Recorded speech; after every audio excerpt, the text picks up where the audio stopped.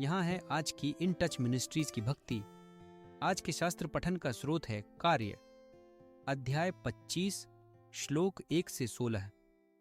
कार्यभार संभालने के 3 दिन बाद फेस्तुस कैसरिया नगर से यरूशलेम गया। वहां उसके सामने प्रधान पुरोहितों और यहूदी अगुओं ने पौलुस के विरुद्ध मुकदमा प्रस्तुत किया। उन्होंने फेस्तुस से विनती की कि वह विशेष कृपा दृष्टि कर पौलुस को यरूशलेम भेज दें। वास्तव में उनकी योजना मार्ग में घात लगाकर पौलुस की हत्या करने की थी।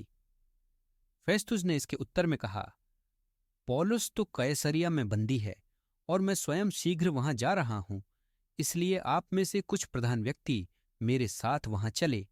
यदि पौलुस को वास्तव में दोषी पाया गया तो उस पर मुकदमा चलाया जाएगा। 8-10 दिन ठहरने के बाद फेस्तुस कैसरिया लौट गया और अगले दिन पौलुस को न्यायालय में लाने की आज्ञा दी। पौलुस के वहां आने पर यरूशलेम से आए यहूदियों ने उन्हें घेर लिया और उन पर अनेक गंभीर आरोपों की बौछार शुरू कर दी, जिन्हें वे स्वयं साबित न कर पाए। अपने बचाव में पौलुस ने कहा, मैंने न तो यहूदियों की व्यवस्था के विरुद्ध किसी भी प्रकार का अपराध किया है और न ही मंदिर या कैसर के विरुद्ध। फिर भी यहूदियों को प्रसन्न करने के उद्देश्य से फेस्तुस ने पौलुस से प्रश्न किया, क्या तुम चाहते हो कि तुम्हारे इन आरोपों की सुनवाई मेरे सामने यरूशलेम में हो?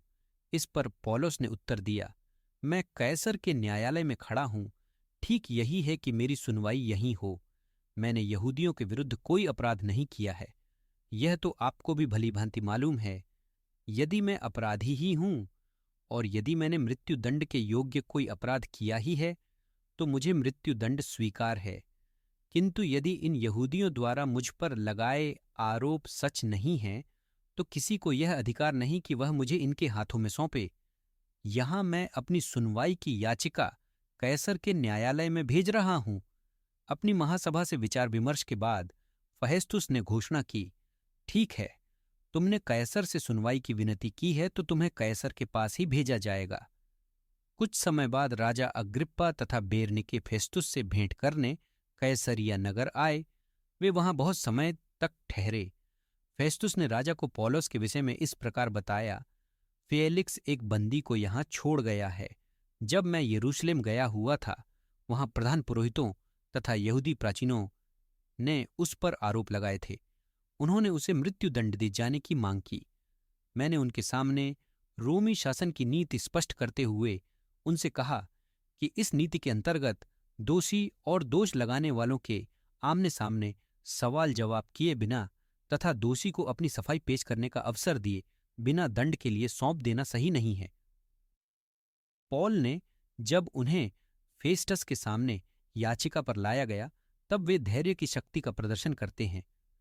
अभियोगकर्ताओं के झूठे दावों को अपने शांत व्यवहार के बीच में आने के बजाय प्रेरित धैर्यपूर्वक कानूनी प्रक्रिया से गुजरते हैं, जबकि प्रभु के प्रति वफादार बने रहते हैं।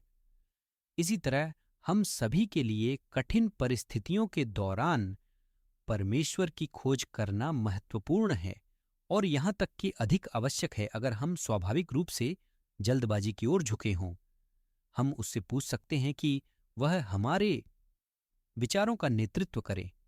यह आवश्यक है कि हम अपना ध्यान परिस्थिति से हटाकर प्रभु की ओर ले जाएं। उनकी आत्मा हमें सही दृष्टिकोण प्राप्त करने में मदद करेगी। भावनाएं। जब पवित्र आत्मा हमारी भावनाओं और प्रतिक्रियाओं की देखरेख करती है तो हम खुद को शांत होते और ईश्वरीय तरीके से प्रतिक्रिया करने में सक्षम पाएंगे। भाषण।